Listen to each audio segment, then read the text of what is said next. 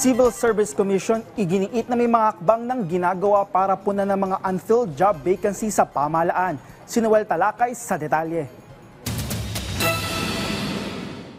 Lagpas 200,000 ang job vacancies mula sa iba't ibang ahensya ng pamahalaan.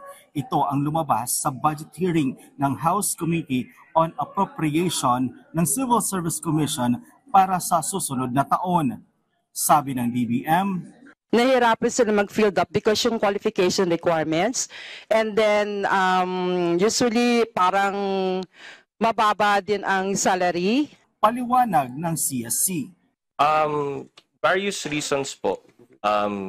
So different agencies obviously have their own HR offices.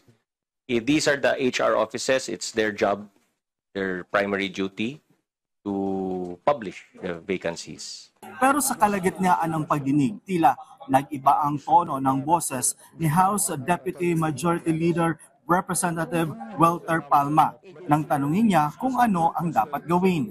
Sino mag-a-adjust? Civil Service, Your Honor. But of course, the agency should sit down with the civil service. Otherwise, hindi alam ng civil service na masakit yung tiyan ng agency. They have to go and sit down with the civil service, right? Yes, Your Honor. Iginiit ng CSC na may ginagawa naman silang hakbang para mapunan ang mga unfilled job vacancies sa gobyerno, tulad na lang ng preferential rating na additional points sa mga nagtatrabaho sa gobyerno na kukuha ng civil service o eligibility exam. Yung pag-expand nga namin ng aming Prime HRM, no, which is our way of monitoring. That's the only way that we can really monitor and prod and nudge. Number one. Number two, yung ginawa naming preferential rating.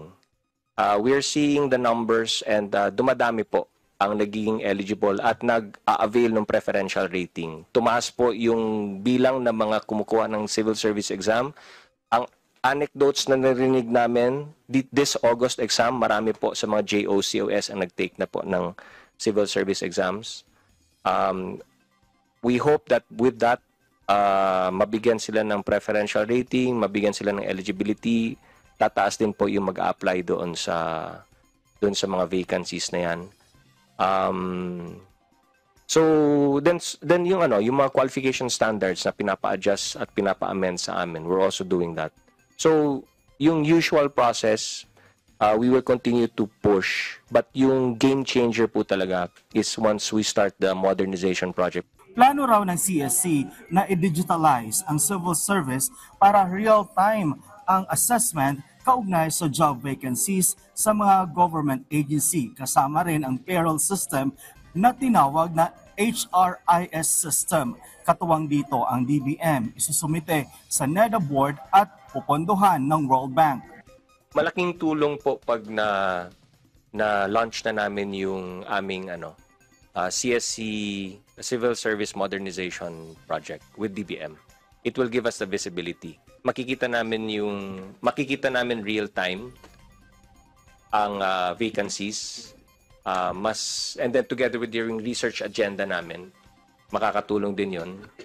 It will help CSC and DBM really work hand in hand in addressing this. Kasi itong problema na ito is gaya ng sinabi ng marami nga, gaya ng sinasabi dito sa Kongreso, matagal na pong problema. But the fact is kasi, right now, hindi namin nakikita real-time ang vacancies. Ayon kay Nograles, tuwing ika-6 na buwan lang nila na-check ang job vacancies ng bawat ahensya ng pamahalaan.